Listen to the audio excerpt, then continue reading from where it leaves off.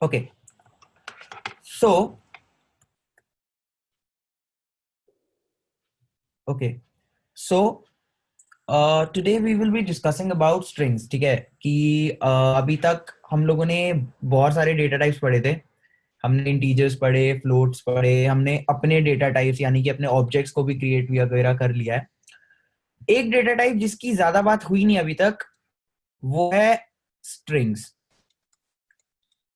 ठीक है, सो सबसे पहले एक छोटी सी डिस्कशन कर लेते हैं कि what is a string. Right, what exactly is a string. So string is nothing but a sequence of characters. ठीक है कि जब हम बोलते हैं ए बी ऐसे, ये सब क्या होते हैं? These are called characters. इसी तरीके से अगर मैं कुछ ऐसा बोलता हूं, साहिल, तो इसमें बहुत सारे कैरेक्टर्स है. देख रहे हो? To count them there are 5 characters over here. So a group of characters और a sequence of characters is called a string. तो ये जो चीज होगी ना, इसको कहते हैं स्ट्रिंग. सो अगर मैं तुम्हें कहूं कि सपोज जावा में मैंने बोला कि ये तो अब हम सबको पता है कि स्ट्रिंग एक टाइप ही अवेलेबल है. So I can like type something like this कि string S is equal to Sahil. Right, this is perfectly valid in Java, है ना? इसमें तो कोई इशू नहीं है. लेकिन सपोज करो अगर मैं बोलूं कि ये स्ट्रिंग जावा तुम्हें ना देता, वो ये टाइप तुम्हें नहीं दे, क्योंकि ये देखो, ये कोई प्रिमिटिव टाइप नहीं है. मतलब ये कोई कॉमन टाइप नहीं है ना? कॉमन क्या है, प्रिमिटिव क्या है? कैरेक्टर्स. ये तो बनाई गई है जावा ने, है ना? ये तुम्हें ऐसे रेडीमेड कहीं और अवेलेबल तो नहीं होगी, ये तो जावा तुम्हें दे रहा है. राइट. सो अगर तुम्हें खुद से कभी स्ट्रिंग बनानी होती, ठीक है, अगर तुम किसी दूसरी प्रोग्रामिंग लैंग्वेज में काम कर रहे हो जहां पे स्ट्रिंग नहीं है अवेलेबल, मान लो, ठीक है, उस प्रोग्रामिंग लैंग्वेज के अंदर अब तुम स्ट्रिंग को क्रिएट कैसे करते हैं इसको? एक तरीका तो ये हो सकता है कि तुम एक कैरेक्टर्स की एरे बना लेते. राइट, कैरेक्टर्स की एरे बना लेते.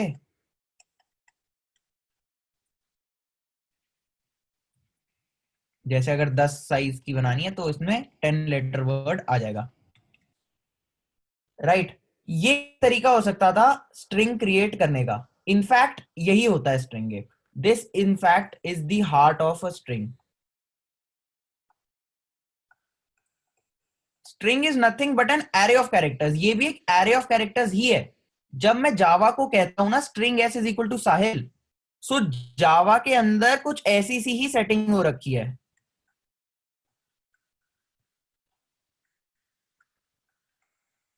और इनके इंडेक्सेस याद है एरे के कैसे हम इंडेक्सेस देते थे?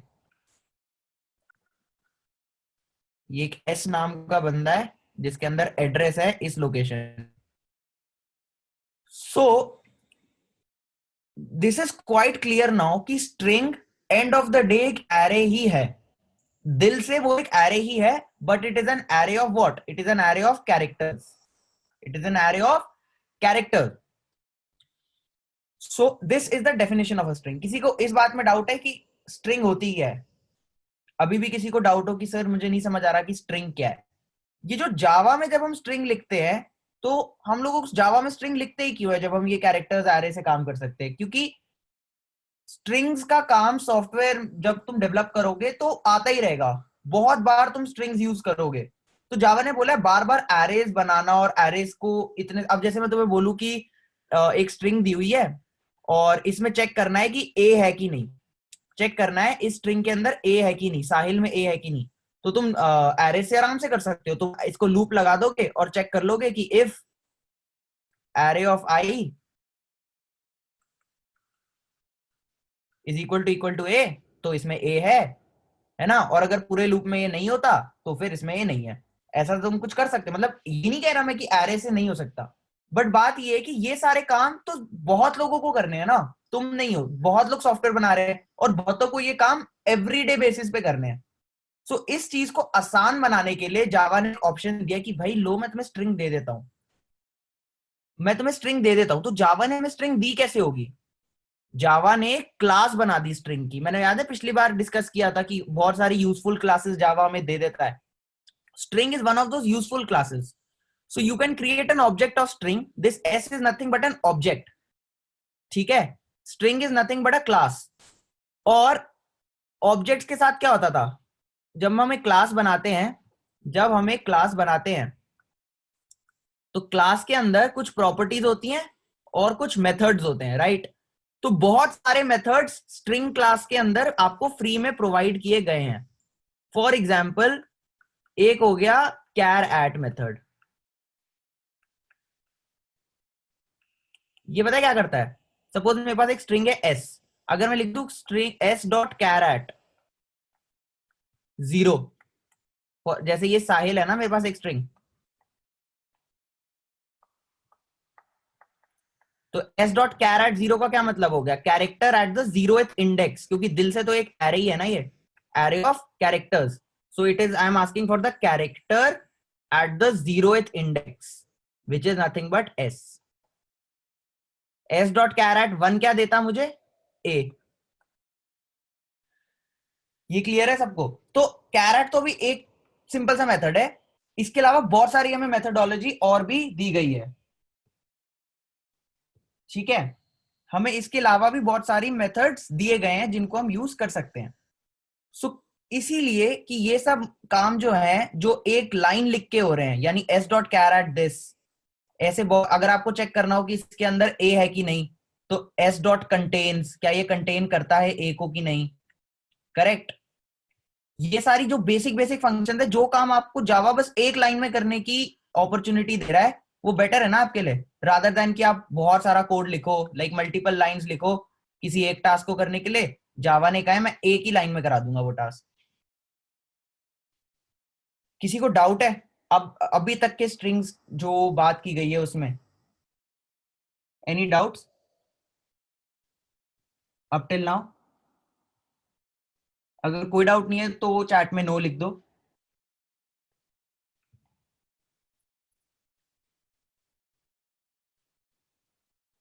Okay, Aditya, yes, strings at the bottom at the architecture level are nothing but an array of characters. हाँ, ये है कि जो अलग अलग प्रोग्रामिंग लैंग्वेजेस होती हैं, एरे भी करती हैं, जैसे हम रेगुलर एरे क्रिएट करते हैं ना कंसेक्यूटिव मेमोरी ब्लॉक वाले। हो सकता है कि एग्जैक्टली वह ना क्रिएट करती हो कोई प्रोग्रामिंग लैंग्वेज, बट हाँ deep inside at a concept, like a concept, string is nothing but N array of characters. इसको समझने के लिए हम बस इसे एक एरे ऑफ कैरेक्टर्स मानेंगे तो हमें इसको समझना बहुत आसान हो जाएगा। बट हाँ, ये है कि हो सकता है जावा इसको एग्जैक्टली लाइक अ एरे बनाती हो कंप्यूटर के अंदर हार्डवेयर लेवल पे, ठीक है। लेकिन हो सकता है कि पाइथन या कोई और लैंग्वेज इसको किसी और तरीके से बनाती हो। लेकिन जो बंदा स्ट्रिंग्स को सॉफ्टवेयर में यूज कर रहा है, जैसे हम लोग स्ट्रिंग्स यूज कर रहे हैं अपने कोड के अंदर, अगर हम लोगों को प्रॉपरली हम लोगों को स्ट्रिंग्स को यूज करना है तो we consider them as a array of characters. Internally क्या हो रहा है वो प्रोग्रामिंग लैंग्वेज हैंडल कर लेती है ना। But to apply string concept you have to consider it as an array of characters. Strings को समझने के लिए हमें उसे एरे ऑफ कैरेक्टर्स की तरह देखना पड़ता है, तब हम स्ट्रिंग्स को समझ पाते हैं, ठीक है। So till now we have discussed what exactly are strings. So let's move ahead. यही मैंने आपको बात की कि string is a sequence of characters in Java. Objects of strings are immutable. इसकी अभी हम बात करेंगे immutability क्या होती है। और ये देखो इसका example, this is a string, ठीक है। कोड्स के अंदर जो लिखा हुआ है पूरी लाइन भी एक स्ट्रिंग हो सकती है, ये बहुत सारे कैरेक्टर्स हैं। अब जावा के अंदर हम लोग स्ट्रिंग्स कैसे बना सकते हैं, तो स्ट्रिंग्स बनाने के दो तरीके दिए गए हैं जावा के अंदर, ठीक है। सबसे पहला आपका तरीका है कि आप ये लिख दो, ये हम यूज कर चुके हैं, right, this we have already used. एक और तरीका है, क्योंकि मैंने आपको बता ही दिया है कि string end of the day class है जो जावा ने आपको प्रोवाइड की है, तो आप इसका न्यू ऑपरेटर से भी तो ऑब्जेक्ट बना सकते हो, ठीक है। तो इसको तुम नॉर्मली भी लिख सकते हो और न्यू ऑपरेटर लगा के नॉर्मल ऑब्जेक्ट की तरह भी, जैसे हम ऑब्जेक्ट्स बनाते हैं, इसको बना सकते हो, क्योंकि string end of the day is a class only और तुम उसके ऑब्जेक्ट्स ही क्रिएट कर रहे हो। ठीक है, ये इसका एक एग्जांपल देख लो। एक स्ट्रिंग मैंने ऐसे बना दी और मैंने उसको प्रिंट कर दिया, तो यहाँ आउटपुट आ जाएगा विलियम शेक्सपियर। ये बेसिक तरीका है जावा के अंदर स्ट्रिंग्स बनाने का। ठीक है, ओके। सो इससे पहले मैं स्ट्रिंग मेथड्स पे आऊं, एक बात करनी थी मुझे, इम्यूटेबिलिटी।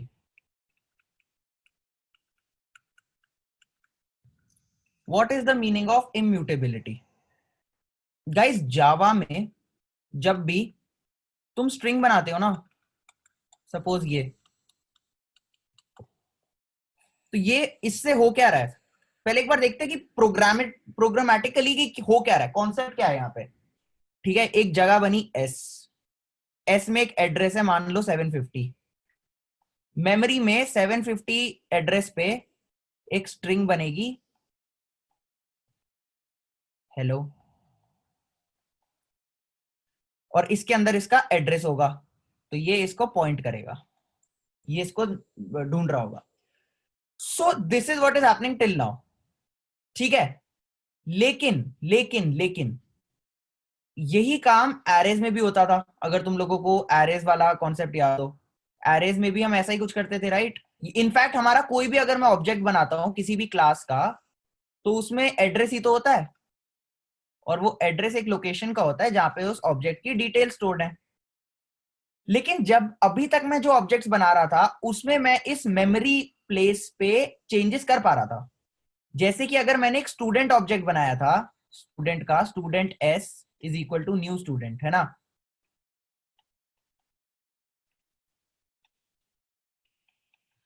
सो ये जो एस है, ये S dot name is equal to कुछ और कर सकता था मैं, S dot roll number is equal to 56।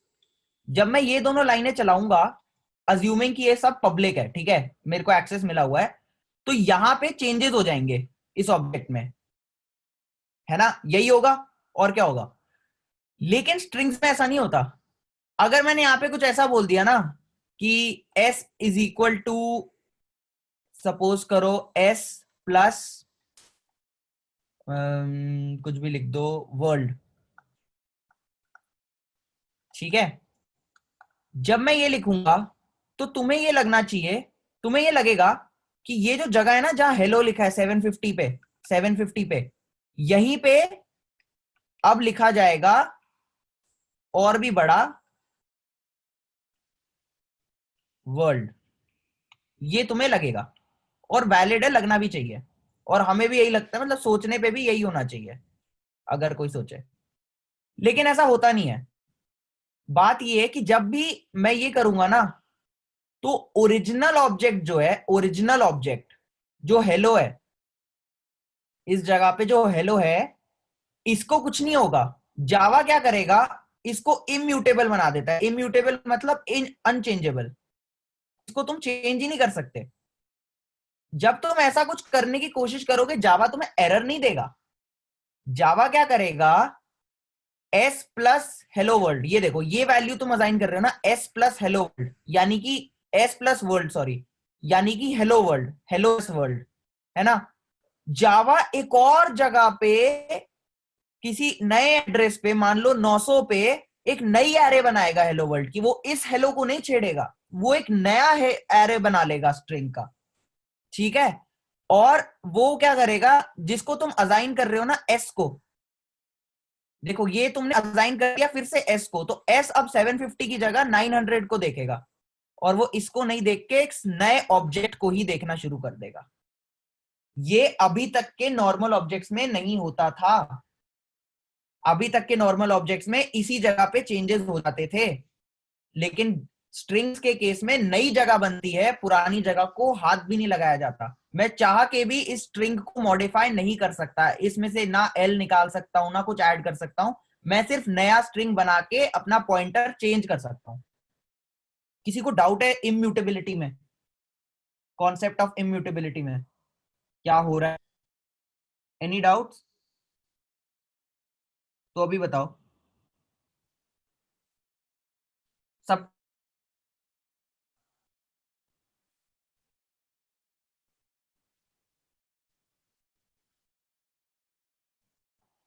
Okay,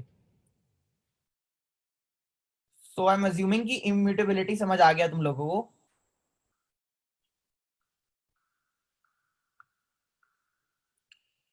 आगे बढ़ते हैं।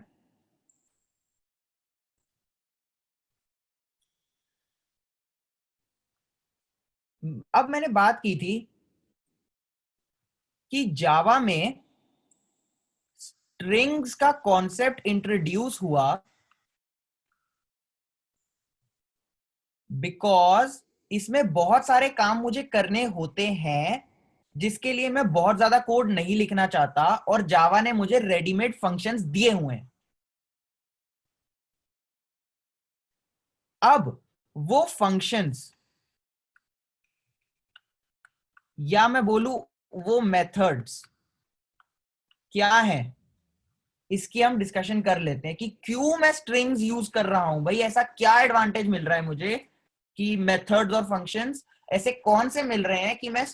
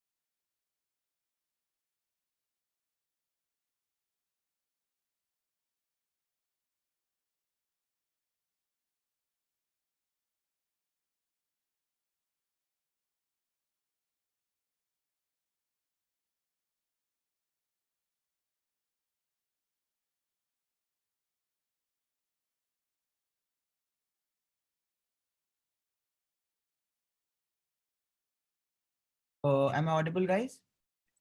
I think there was a network issue. Okay.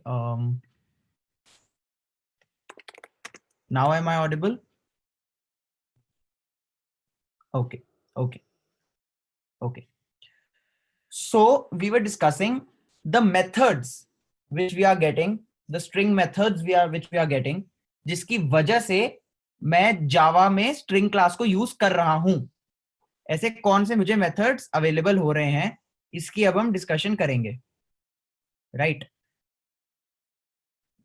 Okay, ठीक है।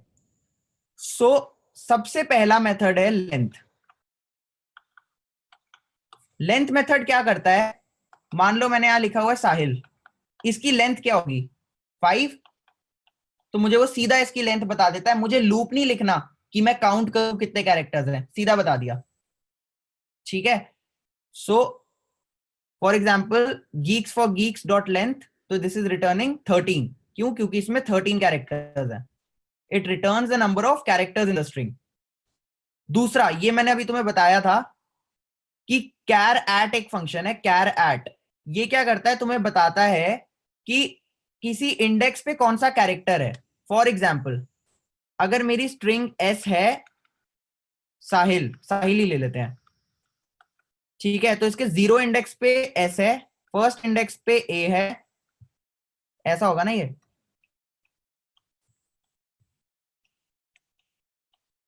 0 1 2 3 4, राइट? This is S. अगर मैं लिखूं एस डॉट कैर एट 0, तो पता है मुझे क्या देगा? ये मुझे देगा कैरेक्टर एस। अगर मैं लिखता हूं एस डॉट कैर एट 4, तो ये मुझे देगा एल। अगर मैं लिखूंगा एस डॉट कैर एट इस इसकी लेंथ से भी ज्यादा, 4 से भी ज्यादा, मतलब मान लो 9, इस केस में जैसे हम एरे में करते थे, क्या आता था? एक एरर आता था, याद है? Index out of bound. Index out of bound, इसमें भी यही होता है। वो कह देगा भाई 9, इसकी तो लेंथ ही 5 है, सो 9 नाम का कोई इंडेक्स तो है ही नहीं, तो मैं एरर मार जाएगा। ठीक है। this function will give an error in that case if you are trying to access more than the length. इसके बाद आप देखिए इसका अगला है सबस्ट्रिंग मेथड. सबस्ट्रिंग मेथड बहुत सही है. सबस्ट्रिंग मेथड दो टाइप के हैं, ये देख लो. अब ये देखो यहां पे ऑब्जेक्ट ओरिएंटेड प्रोग्रामिंग देखो, इसमें दो सबस्ट्रिंग मेथड मिले हैं. एक सबस्ट्रिंग मेथड सिर्फ एक ही चीज लेता है और एक सबस्ट्रिंग मेथड दो चीजें लेता है. तो ये कॉन्सेप्ट कौन सा है, मेरे को चैट में लिख के बताओ. ये कॉन्सेप्ट क्या होता था, दो फंक्शंस जिनका टाइप भी सेम है, नाम भी सेम है, बट एग्जैक्टली एक जैसे नहीं दिखते. इसको क्या कहते थे?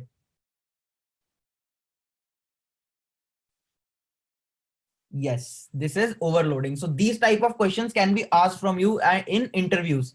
कि तुम्हें बोल सकता है कि जावा में कहाँ फंक्शन ओवरलोडिंग यूज किया. सो you can say sir strings के अंदर ही फंक्शन ओवरलोडिंग हो रखी है. बहुत ही सही. सब स्ट्रिंग के दो फंक्शंस हैं. सो दोनों को हम एक बार देखते हैं कि क्या है दोनों के अंदर. फाइन. राइट. सो मान लो स्ट्रिंग है साहिल.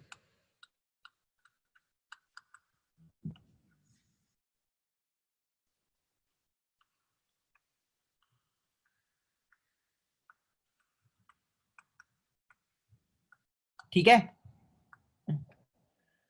अगर अब मैं लिखूंगा s डॉट सब स्ट्रिंग. सब स्ट्रिंग का मतलब क्या होता है कि स्ट्रिंग के अंदर, जैसे अगर मैंने लिखी हुई है एक string A B C D E, ठीक है, तो इसके अंदर की कोई भी स्ट्रिंग उठा लो, मान लो बी सी डी, तो ये इसकी सब स्ट्रिंग होती है. ठीक है. इसी तरीके से अगर मैं उठा लू ए बी सी डी, तो ये भी एक सब स्ट्रिंग है. स्ट्रिंग के अंदर की प्रेजेंट जितनी भी स्ट्रिंग्स होती हैं उन्हें उसकी सब स्ट्रिंग्स कहते हैं. सो अगर मैं बोलू s डॉट सब स्ट्रिंग और इसको एक इंटीजर दे दूं, मान लो 1, ये पता क्या करेगा, इंडेक्स 1 पे जाएगा और यहां से लेके एंड तक की पूरी स्ट्रिंग तुम्हें लौटा देगा, यानी आहिल. मैंने लिखा s डॉट सब स्ट्रिंग 4 या 3, तो क्या करेगा, 3 पे जाएगा और तुम्हें लौटा देगा इल. ठीक है. ये तब होगा जब तुम इसे कोई एक ही नंबर दोगे. अगर मैंने इसे दो नंबर दे दिए, मान लो s डॉट सब स्ट्रिंग 0,3, ये क्या करेगा, सबसे पहले 0 पे जाएगा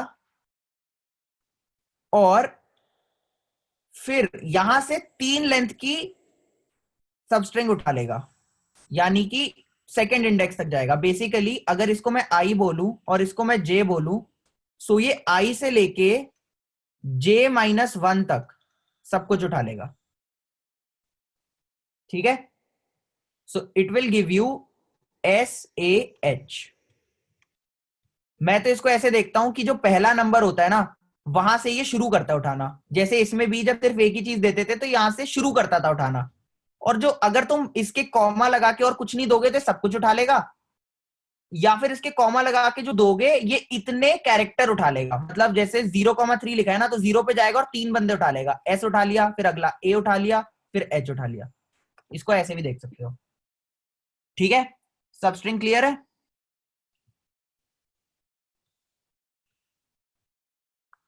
ओके. यहां पे भी देखो एक एग्जांपल देख लो. सबस्ट्रिंग 2,5, सो 0, 1, 2, यानी E से j-1 इंडेक्स तक ये जाएगा. फाइन. अगला है कॉनकैट फंक्शन. कॉनकैट का काम क्या होता है कि ये दोनों को कॉनकैटिनेट करता है. जैसे कि अगर तुम्हारे पास दो स्ट्रिंग्स है, नहीं राघव, दो से ज्यादा नहीं दे सकते, because you can give a beginning index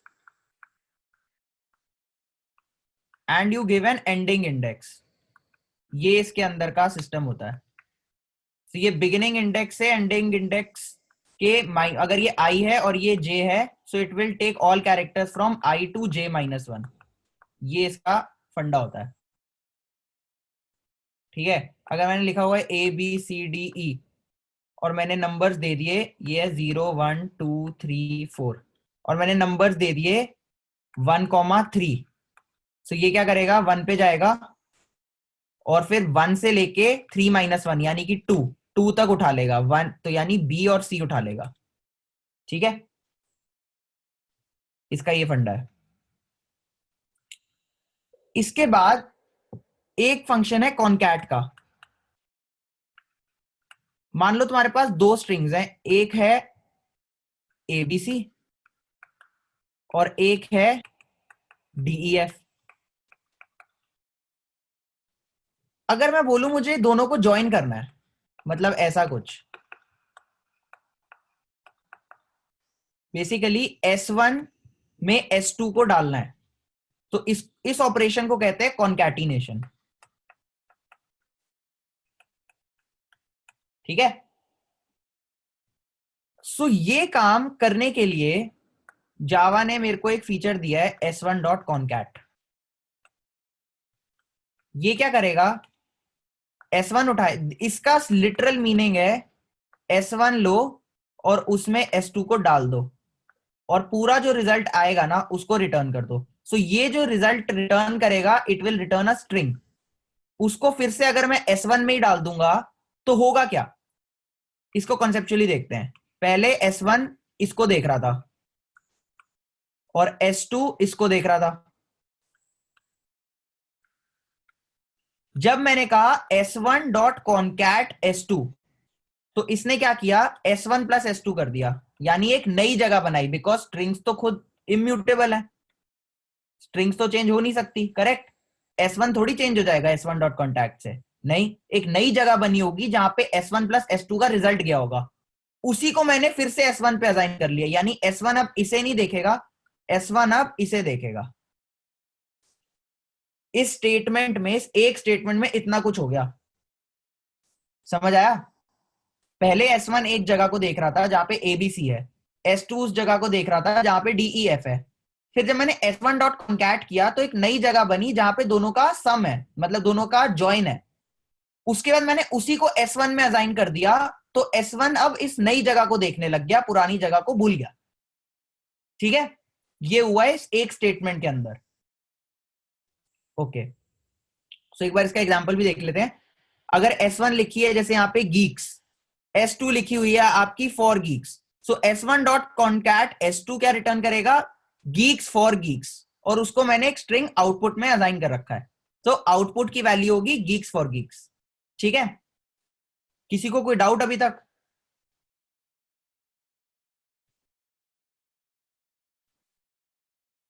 कोई डाउट नहीं है? ऐसे ही आपको बहुत सारे और भी रिजल्ट्स मिलेंगे, आपको और भी बहुत सारे फंक्शंस मिलेंगे, और ये फंक्शंस आप देखोगे कैसे और इनके बारे में और कैसे जान सकते हो। बहुत सिंपल है, आप अपने आईडीई में जाओ, ठीक है, एक स्ट्रिंग बना लो, उसके बाद डॉट लगा दो। डॉट लगाते ही सारे फंक्शंस आपको देखने लगेंगे। इसके स्ट्रिंग के आपके पास इतने सारे फंक्शंस अवेलेबल हैं कि नेवर एंडिंग लिस्ट है। सो इसको आप रीड कर सकते हो।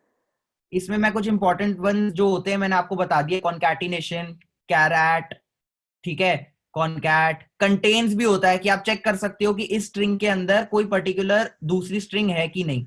ठीक है, जैसे आप ऐसा कुछ चेक कर सकते हो कि आपको चेक करना है कि अगर आपके पास स्ट्रिंग है साहिल, है ना, आपको चेक करना है क्या इसके अंदर AHI है, AHI एक स्ट्रिंग है इसके अंदर, ये तो है, मुझे पता है इसमें है। तो ये आपको खुद चेक करने की जरूरत नहीं है, सीधा आपको फंक्शन मिला हुआ है डॉट कंटेन्स वाला। ठीक है, सो ये सब आप रीड करो इसके बारे में, आपको बहुत सारे फंक्शंस मिल जाएंगे, बहुत सारे यूजफुल फंक्शंस मिल जाएंगे। ठीक है, सो अब मैं आगे बढ़ना चाहता हूँ स्टोरेज ऑफ स्ट्रिंग्स पे, तो थोड़ा अब और डीप जाएंगे हम, स्ट्रिंग्स जावा कैसे हैंडल करता है इस बारे में। सो अभी तक अगर किसी को कोई डाउट है तो पूछ लो, क्योंकि अगर तुम्हें कंफ्यूजन हो जाएगी वरना, अब जो मैं बताऊंगा। कोई डाउट है? एनीवन? क्लियर है अभी तक का सब कुछ?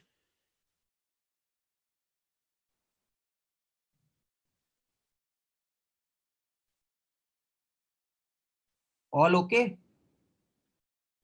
ओके, थोड़ा इंटरेक्टिव रहा करो क्लास में, ओके, सो अब हम बात करेंगे हाउ स्ट्रिंग्स आर स्टोर्ड। एक बात तो हम कर चुके हैं कि स्ट्रिंग्स इम्यूटेबल है ना। सो एक खुद एक बात सोचो एक बार यार, कि मैंने एक स्ट्रिंग बनाई S1, है ना, ABC। फिर मैंने S1 पे बहुत कुछ कर दिया, S1 is equal to S1 plus DEF। फिर मैंने बहुत कुछ किया S1 पे, ऐसे बहुत ऑपरेशंस किए। तो बिकॉज स्ट्रिंग्स इम्यूटेबल हैं, बहुत सारी जगहें नहीं बन जाएंगी ऐसी ABC, फिर एक जगह बन जाएगी ABCDEF। मतलब मैं ये कह रहा हूं कि बहुत सारी मेमोरी वेस्ट होती है, नहीं दिख रही तुम्हें यहाँ पे, कि हर ऑपरेशन पे एक नई जगह बन रही है, हर ऑपरेशन पे एक नई जगह बन रही है, क्योंकि ओरिजिनल को चेंज नहीं कर सकते। सो द थिंग इज, जावा ने इसके लिए भी आपको बहुत इंपॉर्टेंट एक कॉन्सेप्ट दिया हुआ है। इसको बहुत ही अच्छे तरीके से जावा ने इंप्लीमेंट कर रखा है। क्या कर रखा है जावा ने, कि एक कॉन्सेप्ट ऑफ स्ट्रिंग पूल है जावा के अंदर। क्या है? A concept of a string pool. String pool का क्या मतलब होता है? जैसे ही मैं एक ऐसी स्टेटमेंट लिखता हूं ना, string S1 is equal to ABC, इस स्ट्रिंग पूल के अंदर एक स्ट्रिंग क्रिएट हो जाती है ABC, एक जगह बन जाती है ABC की। अब मैं एक नई स्ट्रिंग बनाऊंगा ना, जिस समय S2 is equal to ABC, इस S2 के लिए एक नई जगह नहीं बनेगी। S1 तो यहां बैठा हुआ है और उसके पास इसका एड्रेस है। मान लो इसका एड्रेस है 720। सो S1 के अंदर 720 है। S2 is equal to ABC लिखने से पता है क्या हुआ? एक नई जगह नहीं बनी, S2 बना, S2 को भी यही जगह असाइन हो गई। अब S2 भी इसी को देखेगा, उसके लिए एक नया ABC नहीं बनेगा। अगर पूल के अंदर पहले से ही वो वैल्यू है, तो सब लोग उस कॉमन वैल्यू को यूज करेंगे, नया नहीं मिलेगा किसी को। ठीक है, अब तुम्हें एक बात समझ आ गई होगी कि स्ट्रिंग्स इम्यूटेबल क्यों है। अब मैंने बोला कि दोनों S1 और S2 को एक ही जगह मिल रही है, तो कल को ये नहीं होना चाहिए ना कि S2 ने इसको चेंज कर दिया तो S1 के लिए भी चेंज हो जाएगा, है ना। अगर S2 इसमें कोई चेंजेस करता, अगर मैं नई जगह ना बनाऊं सबके लिए, और S2 इसमें कुछ करता चेंजेस, मान लो C को D कर देता, S2 के लिए तो ठीक है, S2 को तो ये करना ही था, लेकिन S1 के लिए बर्बादी हो गई ना। S1 थोड़ी चाहता था यहाँ पे डी हो। तो इसीलिए मैंने ये ऑपरेशन ही रोक रखा है। मैंने कहा है कि आप इसको चेंज ही नहीं कर सकते, स्ट्रिंग्स आर इम्यूटेबल। अब कल को जब मैं ऐसा कुछ कहूंगा ना कि S1 is equal to S1 plus DEF, so एक नई जगह बनेगी ABCDEF, and S1 will no longer point here. S1 will start looking at this new location. Are you guys comfortable with the concept of string pool? It is just for efficiency in Java, कि strings को हम efficiently use कर पाए, क्योंकि strings को efficiently use करना हर programming language के लिए एक बहुत बड़ा टास्क होता है। स्ट्रिंग्स को हैंडल करना is not that easy in memory, trust me, it is not that easy. So okay, Happy ने पूछा है एबीसी का क्या होगा। So ABC is there in the pool because S2 is looking at it, S2 is looking at it. अच्छा, मान लो कि as far as my knowledge is there, I'm not 100% sure about this, but I can confirm this. अगर ऐसा हो गया कभी कि यहां पे एक लोकेशन है जिसे कोई नहीं देख रहा, मतलब कभी बनी होगी, मान लो MNO, कोई बनी होगी, अब इसे कोई नहीं देख रहा क्योंकि सब लोगों ने अपने डायरेक्शंस चेंज कर लिए हैं। ठीक है, मैंने आपको याद है एक बात बताई थी कि जावा के अंदर आपको ऑब्जेक्ट्स की स्टोरेज नहीं देखनी होती, बिकॉज जावा आपको एक चीज देता है, गार्बेज कलेक्टर। ये हम एक बार बात कर चुके हैं पहले इसकी, मुझे याद है।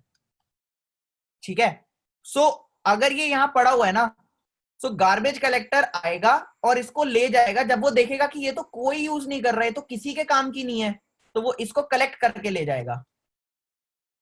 And this will free up because string pool exists in the heap, not in the stack. It exists in the heap, and heap में automatic garbage collection है जावा के अंदर। अगर कोई ऐसी जगह है, और ये सिर्फ स्ट्रिंग्स के लिए नहीं है, अगर आप अपना भी कोई ऑब्जेक्ट बनाते हो और थोड़ी देर में आपका पॉइंटर चेंज हो जाता है, सो जो ऑब्जेक्ट यूज नहीं हो रहा है, जिसको जिसको कोई भी पॉइंट नहीं कर रहा है, वो ऑटोमेटिकली कलेक्ट हो जाता है और it is collected by the garbage collector. ये गार्बेज कलेक्टर का फीचर आपको पता नहीं चल रहा कि ये कैसे हो रहा है, ये जावा अपने आप कर रहा है। और ये गार्बेज कलेक्टर का feature one of the main plus points of Java है, क्योंकि ये आपको और किसी प्रोग्रामिंग लैंग्वेज में नहीं मिलता। ठीक है, happy, clear, okay. So let's see the slide for this. ठीक है, ये फंक्शंस तुमको रीड करने हैं। सो ये देखो, Java uses the concept of a string pool. जैसे हेलो है हेलो है, सो एक पॉइंटर देख रहा है, हेलो का ऑब्जेक्ट क्रिएट हो गया है। इसी तरीके से अगर S2 को भी है, ऐसा दो है, देखो मैंने बताया ना हीप में स्टोर्ड होता है। अब str और str2 है, दो लोग हैं, दो स्ट्रिंग्स हैं, दोनों में अगर एक ही वैल्यू है तो दोनों एक ही को देखेंगे। और इसीलिए मुझे इसे इम्यूटेबल करना है, क्योंकि एक बंदे ने चेंज किया तो बाकी को भी तो फर्क पड़ेगा ना, जो नहीं होना चाहिए। तो इसीलिए मैंने इसे इम्यूटेबल कर रखा है, ताकि किसी को पता ना चले, जिस किसी को भी चेंजेस से फर्क ना पड़े। ठीक है,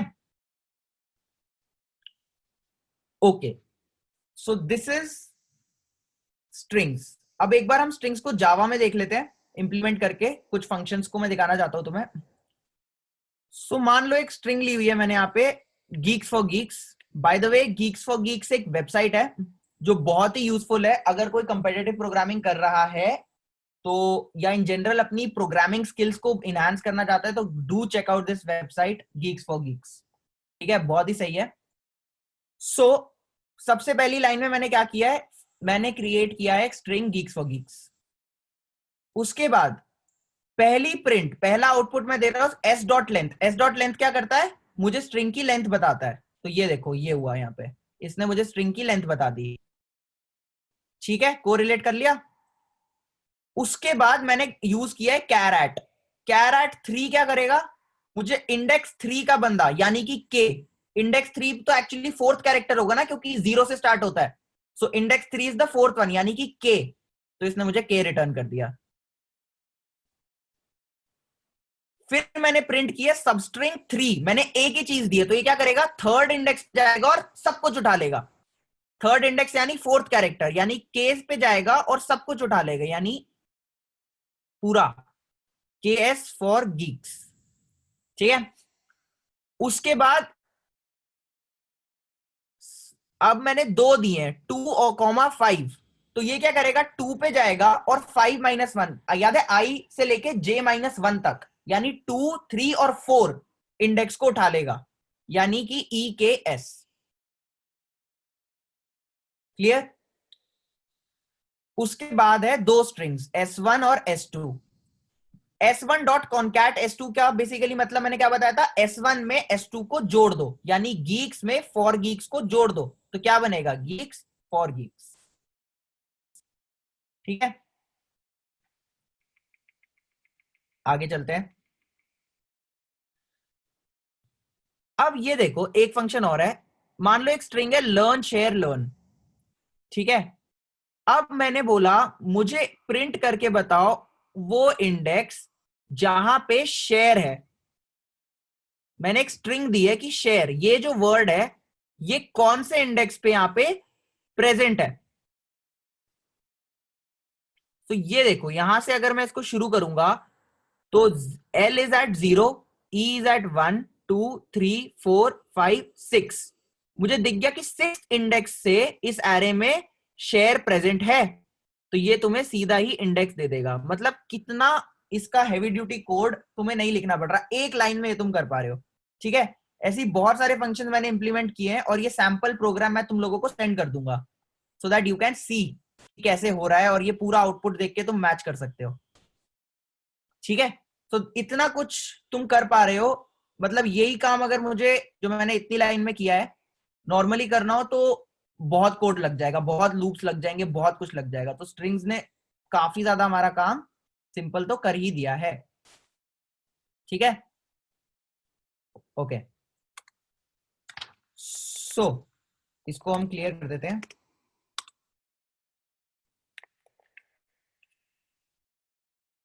कूल। अब मैं बात करूंगा एक नए कॉन्सेप्ट की जिसे हम कहते हैं स्ट्रिंग बफर्स।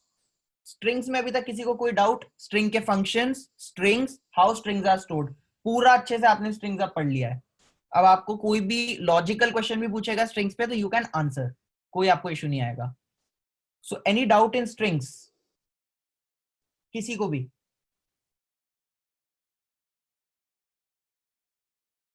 ओके। अब एक कॉन्सेप्ट है स्ट्रिंग बफर्स का। भाई स्ट्रिंग बफर पता है क्या है? मैंने बोला स्ट्रिंग में क्या होता है,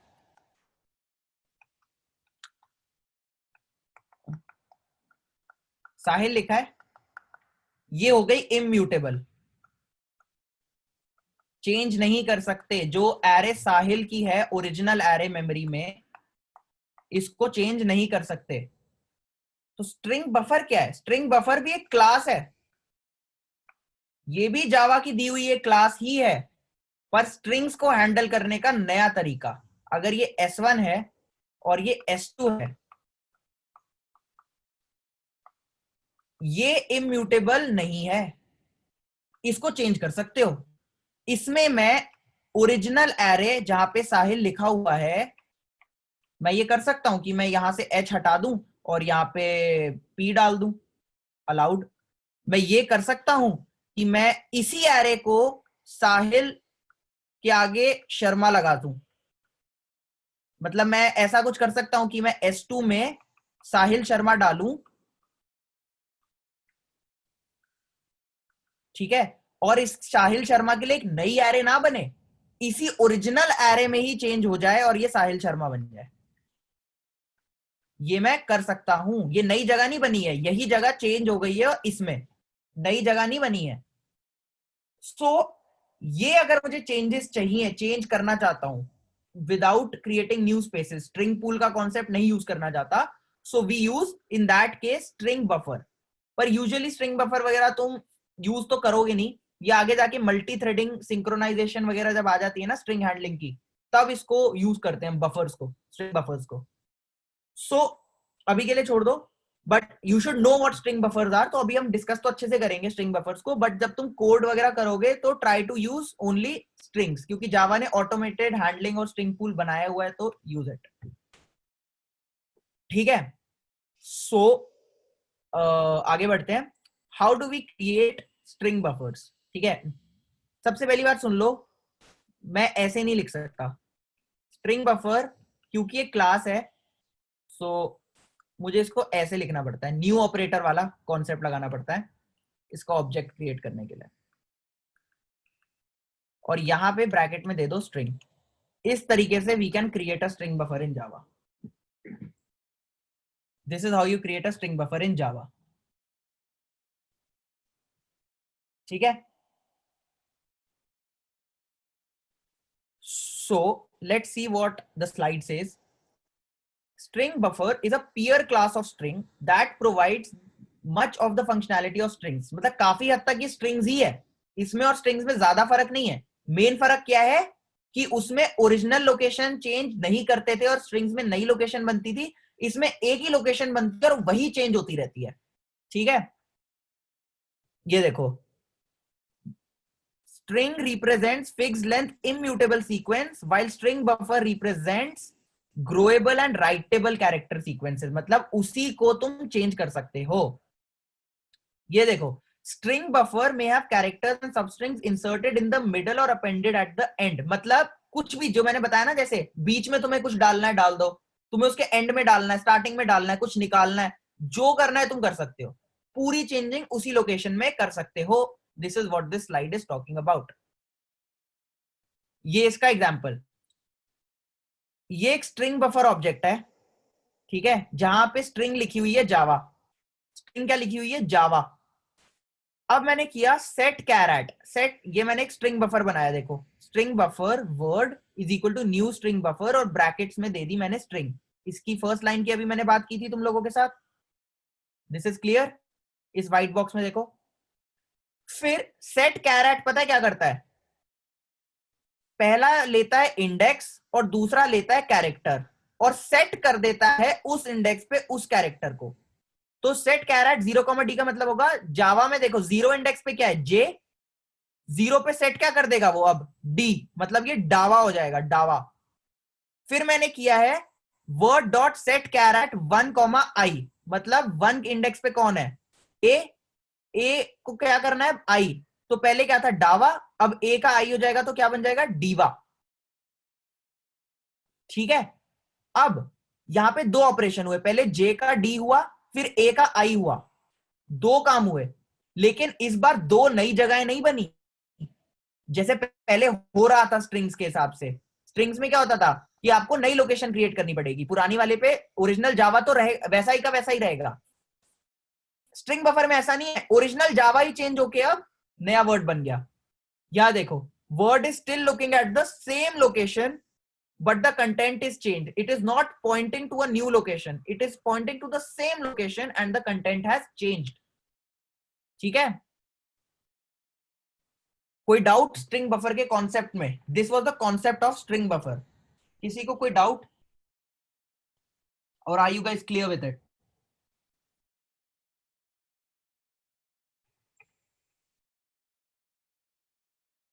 क्लियर, वेरी गुड। अब मैंने तुम्हें बताया कि स्ट्रिंग बफर है क्या। स्ट्रिंग बफर एक जावा की दी हुई क्लास ही तो है। String buffer is a class given by Java. अब याद हो किसी को तो ये फंक्शन को मैं क्या कहता था, ये फंक्शन क्या होता है चैट में बताओ।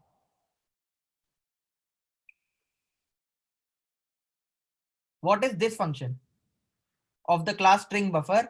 इसके अंदर अगर ये फंक्शन है तो ये फंक्शन को क्या कहते हैं? What is this called? Yes, it's a constructor. अब मैंने बोला था कि एक कॉन्सेप्ट होता है ओवरलोडिंग।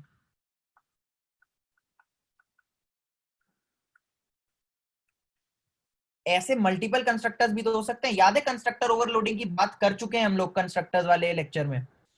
सो उसी तरीके से स्ट्रिंग बफर में आपको अलग अलग कंस्ट्रक्टर्स अवेलेबल है। एक कंस्ट्रक्टर तो पढ़ लिया कि न्यू स्ट्रिंग बफर लिखो और ब्रैकेट में स्ट्रिंग दे दो, तो मैं आपको एक बार इसके मेन 3 कंस्ट्रक्टर्स जो हैं उसको हम स्टडी कर लेते हैं। सो सबसे पहला है जो कुछ नहीं लेता। फर्स्ट कंस्ट्रक्टर इज जो कुछ नहीं लेता, ऐसा। सो इसकी इनिशियलाइजेशन कैसे होगी? स्ट्रिंग बफर एस, बिल्कुल नॉर्मल स्ट्रिंग जैसा ही है, इसमें और स्ट्रिंग में कोई फर्क नहीं है except for the main difference कि ये चेंजिंग अलाउ करता है सेम लोकेशन पे और स्ट्रिंग नई लोकेशन पे लेके जाता है उसको, मतलब सेम लोकेशन पे अलाउ नहीं करता। बस नाम अलग हो गया, स्ट्रिंग का नाम अब स्ट्रिंग बफर हो गया, ऐसा समझ लो। इस लाइन से मैं स्ट्रिंग बफर बना सकता हूं, ये एक परफेक्टली वैलिड स्टेटमेंट है। लेकिन लेकिन लेकिन होगा क्या, मैंने आपको बोला बफर में उसी लोकेशन पे चेंजेस होते हैं। सो जब मैं ये लिखता हूं ना तो एक 16 बाइट्स की जगह अवेलेबल हो जाती है, मतलब 16 कैरेक्टर्स, मतलब 16 कैरेक्टर्स की एरे बना देता है ये, सिर्फ ये स्टेटमेंट जो खाली पड़ी हुई है जिसमें अभी कुछ भी नहीं है। ठीक है, ऐसे 16 तक, मतलब इंडेक्स 0 से इंडेक्स 15 तक।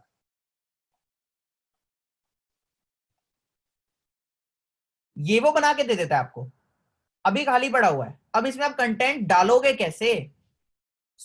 मैंने आपको बताया कि अभी मैं आपसे बात करूंगा, इसमें भी आपको फंक्शंस अवेलेबल है कि अगर आपको इंसर्ट करना है जैसे, तो इंसर्ट फंक्शन है, उसके भी हम अभी बात करेंगे एक सेकंड में। अगर आपको इसके एंड में कुछ डालना है तो अपेंड फंक्शन है।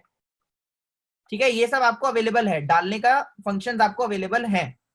ठीक है, सो मेन कॉन्सेप्ट क्या है इसमें, जो अभी मैं कंस्ट्रक्टर्स में बता रहा हूं तुम लोगों को, जो मैं बताना चाहता हूं कि अगर मैं सिर्फ कुछ नहीं देता तो ये 16 कैरेक्टर की जगह रोक के खड़ा हो जाता है। ठीक है, मतलब ये इसकी कैपेसिटी होती है। ठीक है, this is also called the buffer capacity, कि इस स्ट्रिंग बफर में कितने कैरेक्टर तक का आ सकता है, उसे बफर कैपेसिटी बोलते हैं। सो अगर मैं कुछ नहीं देता तो 16 कैरेक्टर की जगह बनती है, ठीक है। अब अगर मैंने कुछ दे दिया, स्ट्रिंग बफर का दूसरा कंस्ट्रक्टर है, ओवरलोडेड कंस्ट्रक्टर है, विच टेक्स अ स्ट्रिंग, मतलब कुछ ऐसा। अगर मुझे इसे क्रिएट करना है दूसरे कंस्ट्रक्टर से, तो मैं ऐसा कुछ लिखूंगा,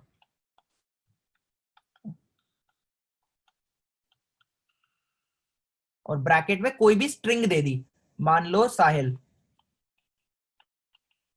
ये क्या करता है, याद है जब मैं कुछ नहीं देता था तो ये 16 की जगह रोकता है। अब मैंने दे दिया साहिल, तो ये कितने हैं, 5, प्लस इसके अलावा वो 16 और रोक लेता है तुम्हारे लिए, यहां पे 16 मोर, 16 characters more you can insert, so total it will stop is 21। अगर मैं यहां लिखता हाय, तो इसकी लेंथ है 2 प्लस 16 और रोकता वो, यानी कि 18 कैरेक्टर की जगह रोकता, ठीक है। ओके, एक और होता है कि अगर मुझे स्पेसिफाई ही करना है कि मुझे कितनी जगह रोकनी है, मान लो मैंने कहा कि मुझे 50 कैरेक्टर की जगह रोकनी है, सो इसका तीसरा constructor is string buffer which takes an integer. इसको कैसे क्रिएट करेंगे, बिल्कुल नॉर्मली,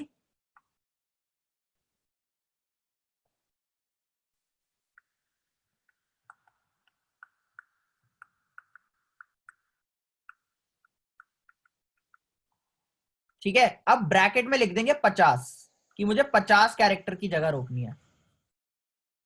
तीनों कंस्ट्रक्टर्स जो ओवरलोडेड कंस्ट्रक्टर्स हैं, उनमें क्या आप लोगों को कॉन्सेप्ट क्लियर है कि कैसे कितनी कितनी जगह रोक रहे हैं, और तीनों तीनों में फर्क क्या है, कि ये 16 रोकता है, ये साइज बता के रोकता है, ये स्ट्रिंग प्लस 16 मोर कैरेक्टर्स की जगह रोकता है।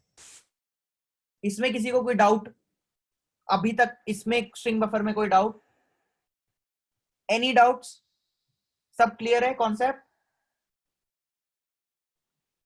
आगे बढ़ू मेथड्स में?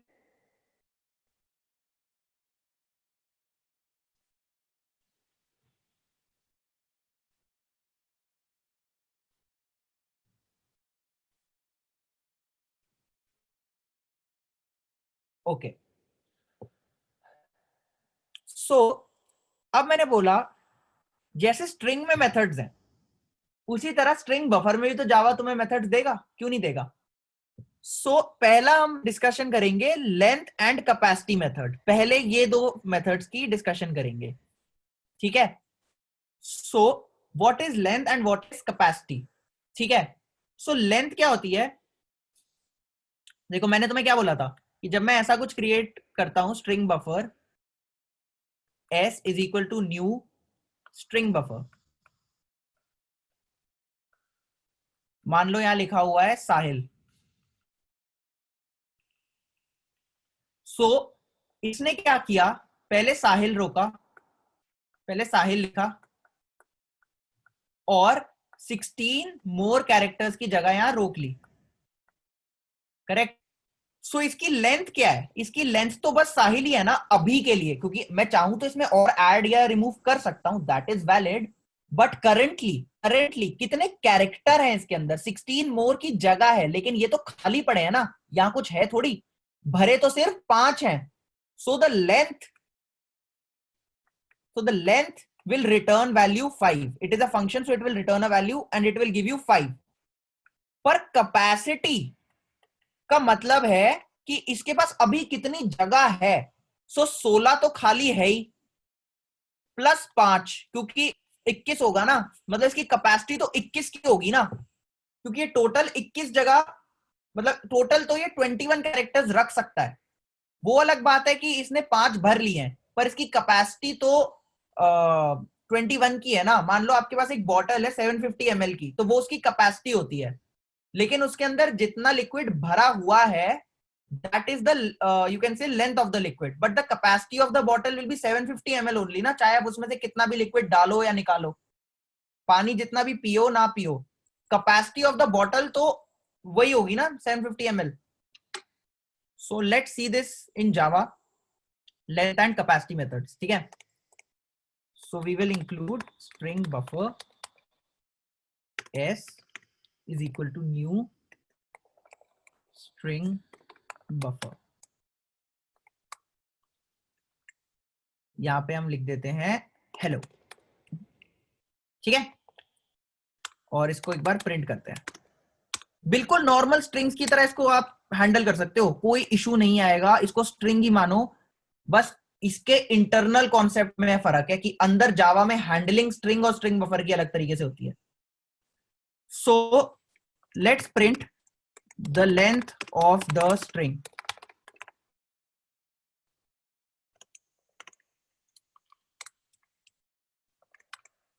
ठीक है,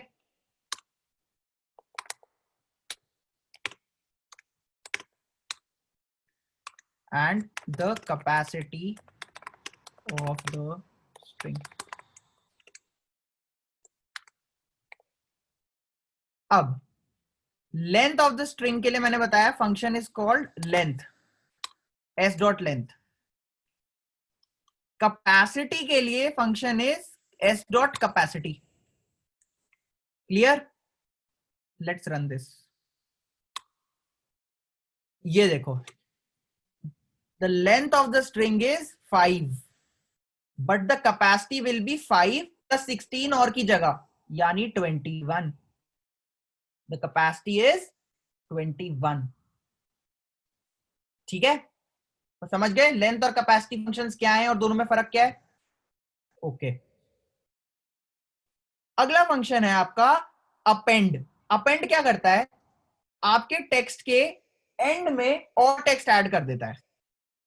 जैसे मैं लिख दूं s डॉट अपेंड. ठीक है, तो इसमें मैं अपेंड कर सकता हूं वर्ल्ड. ठीक है, और मान लो मैं इसे प्रिंट करता हूं.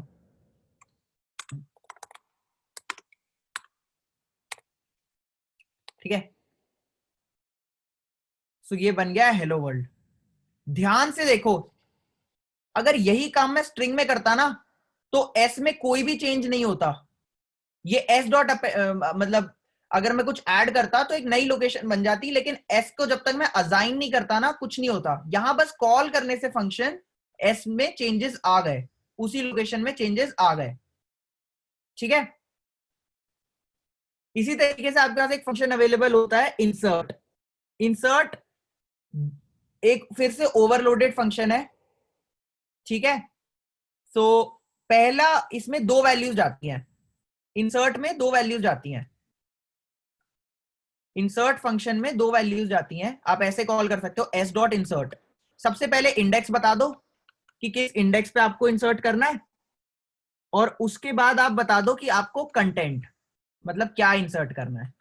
ठीक है, फॉर एग्जाम्पल अगर मेरे पास एक स्ट्रिंग है, आप मान लो साहेली ले लेते हैं, चलो, है ना, या फिर चलो चेंज कर लेते हैं थोड़ा, स्ट्रिंग ले लेते हैं गीक्स. गीक्स. ठीक है, इसकी नंबरिंग देखो 0 1 2 3 4 5 6 7 8 9. ठीक है, अब अगर मैंने बोला s डॉट इंसर्ट 5, 4, पहले वैल्यू क्या होती है इंडेक्स, दूसरा वैल्यू होती है कंटेंट. मतलब पांचवें इंडेक्स पे 4 डाल दो.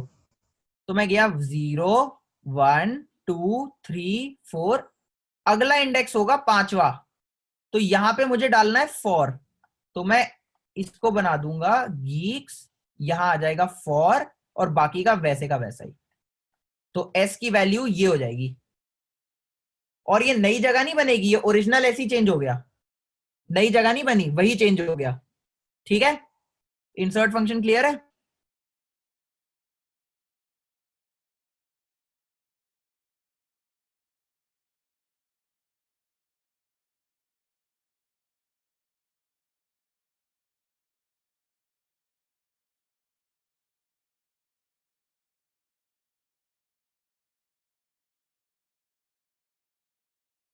स्टार्ट से एंड तक का निकाल देगा। और अगर आपको रिप्लेस करना है तो रिप्लेस फंक्शन है। So all this you can try, इसको एक्सप्लोर कर सकते हो।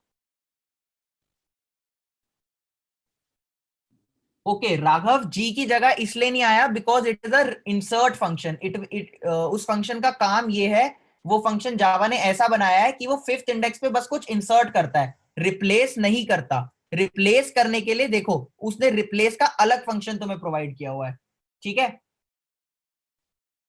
उसका काम ये है कि वो फिफ्थ इंडेक्स पे जाएगा, कंटेंट को इंसर्ट कर देगा और बाकी का उसके बाद इंसर्ट कर देगा। ये वो फंक्शन अपने आप कर रहा है, ये तुम नहीं देख सकते कि वो फंक्शन कैसे कर रहा है, ये वो कर रहा है, ये उसकी फंक्शन डेफिनेशन है, ठीक है।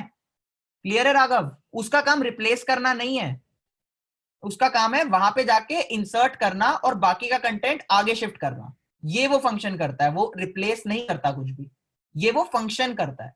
ये उस फंक्शन, मतलब जावा ने ही उसको ऐसा बनाया है, ठीक है। सो you can look at these functions and you can try it out. इसी तरीके से एक चीज और होती है, स्ट्रिंग बिल्डर। ये जावा के में बहुत लेट ऐड हुआ था, मतलब जैसे जैसे जावा अपडेट हो रही थी। ये और स्ट्रिंग बफर बिल्कुल सेम है, बस आगे जाके हम जब पढ़ेंगे ना मल्टी थ्रेडिंग, तब तुम्हें समझ आएगा। String builder internally string buffer से भी ज्यादा फास्ट है, ठीक है, ज्यादा फास्ट है, लेकिन ये मल्टी थ्रेडिंग में यूज नहीं हो सकता। अभी के लिए बस ये बात सुन लो कि भाई ये मल्टी थ्रेडिंग में यूज नहीं हो सकता, but it is more faster than string buffer and it is same. String builder और बफर में कोई फर्क नहीं होता, string builder string buffer same है। एक चीज मल्टी थ्रेडिंग में यूज होती है, एक चीज मल्टी थ्रेडिंग में यूज नहीं होती है। हाँ Raghav, number of indexes increase हो जाएंगे क्योंकि कैपेसिटी है ना मेरे पास अभी, तो कैपेसिटी में लेंथ बढ़ जाएगी। So this we will this slide we will see again. String तुम्हें तब यूज करनी चाहिए अगर वो ऑब्जेक्ट कभी भी चेंज नहीं होगा, ठीक है। स्ट्रिंग बफर तुम्हें तब यूज करना चाहिए जब तुम मल्टी थ्रेडिंग कर रहे हो, और स्ट्रिंग बिल्डर तब जब तुम मल्टी थ्रेडिंग नहीं कर रहे हो। अभी तुम्हें मल्टी थ्रेडिंग क्या है वगैरह में डाउट हो रहा होगा, बट कोई नहीं, वो आगे जाके क्लियर हो जाएगा। अभी के लिए बस सुन लो, ठीक है। Now we will see an example. So ये देखो, अभी तुम्हें बिल्कुल क्लियर हो जाएगा। तीन फंक्शन है यहाँ पे, ठीक है, कॉनकैट 1, कॉनकैट 2, कॉनकैट 3। तीनों क्या करते हैं, एक स्ट्रिंग लेते हैं और उसमें फॉर गीक्स ऐड कर देते हैं। तो पहले मैंने एक स्ट्रिंग बनाई, स्ट्रिंग है ये, बिल्कुल ओरिजिनल वाली स्ट्रिंग है गीक्स। फिर मैंने कॉनकैट फंक्शन कॉल किया, यानी ये वाला। इसने क्या किया, उसमें कुछ अपेंड कर दिया, लेकिन ओरिजिनल में चेंज तो नहीं आया ना। क्यों? क्योंकि मैंने उसे ओरिजिनल को असाइन नहीं किया, S1 इक्वल टू नहीं डाला, तो उसकी वजह से ये कॉनकैट हुआ, लेकिन S1 में कोई चेंज नहीं आया, कहीं और गीक्स फॉर गीक्स बन गया होगा। तो जब मैंने S1 को प्रिंट किया होगा ना, तो यहां प्रिंट गीक्स ही होगा, S1 इज नॉट चेंज्ड। लेकिन जब मैंने स्ट्रिंग बिल्डर या बफर, दोनों सेम ही है मैं बता चुका हूं, इनको कॉल करूंगा तो ओरिजिनल जगह ही चेंज हो जाएगी, ठीक है। सो यहां पे चेंजेस अकर करेंगे, ठीक है। सो this is the entire string theory आप कह लो एक तरीके से ऑफ जावा, ठीक है, जो हम लोगों ने कवर कर लिया है। किसी को पूरी स्ट्रिंग्स में, स्ट्रिंग बफर कुछ भी डाउट है तो पूछ लो।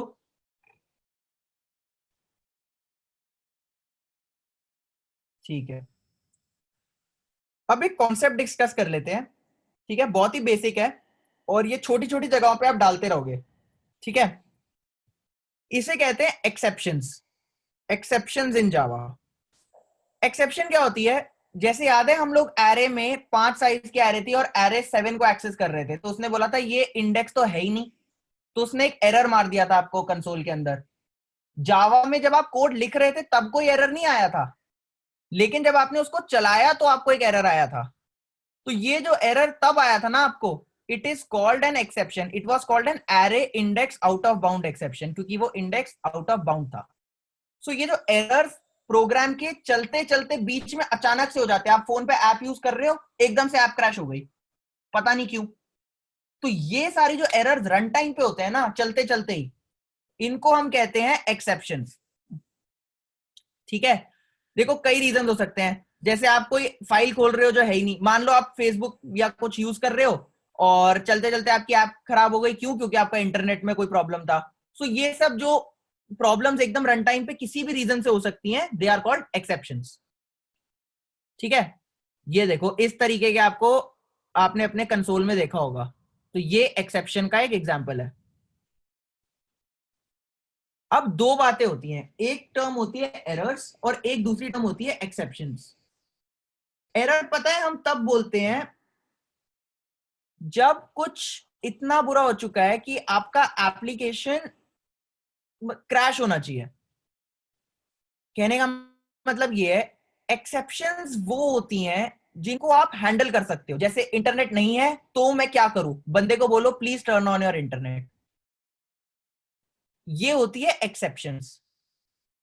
कई बार ऐसा हो सकता है कि आपके पास कैमरा ही नहीं है और मैं आपके फोन का कैमरा एक्सेस करूं, तो इस केस में मेरा ऐप क्रैश कर जाना चाहिए, राइट? सो कई ऐसी जगहें होती हैं जहां पे मुझे हैंडल नहीं करना है, मैं चाहता हूं प्रोग्राम शुड क्रैश, क्योंकि उसे हैंडल करना बहुत मुश्किल है कोड में। सो उसको मैं एरर्स मानता हूं। और जो चीजें मैं हैंडल कर सकता हूं, जैसे इंटरनेट नहीं है तो बंदे को बोलो इंटरनेट ऑन कर ले, ऐसी छोटी मोटी चीजें जिनको मैं चेक करके हैंडल करवा सकता हूं कि फ्यूचर में इससे कोई प्रॉब्लम ना आए जब मेरा कोड चले, तो उसे हम कहते हैं एक्सेप्शंस। इसका एग्जांपल देखो, array index out of bound exception, कि भाई अगर कोई एरे से ज्यादा को एक्सेस करे तो भाई उसको मैं हैंडल कर सकता हूं।